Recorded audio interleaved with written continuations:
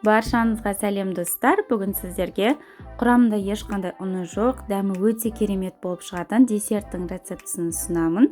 Ол үшін ең алдымен творогқа қаймақ, крахмал, жұмыртқаның сарысын қосып, блендердің көмегімен жақсылап араластырып аламыз.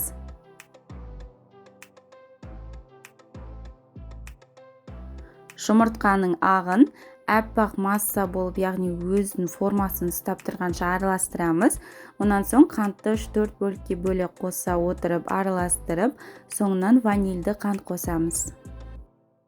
Творогқа 2-3 қасықтан аздап қоса отырып, осылай араластырып аламыз. Форманың астына және де жан-жанына пергамент қағазын төсеп, 160 градуста 45-50 минут пісіреміз.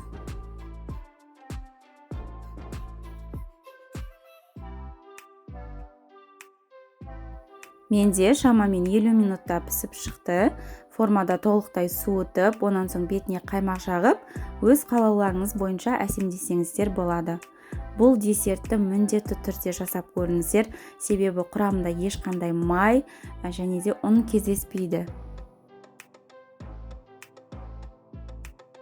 Сіздерге видео ұнаса, каналға тіркеліп, лайк басып, комментарий қалдыруды ұмытпаңыздар.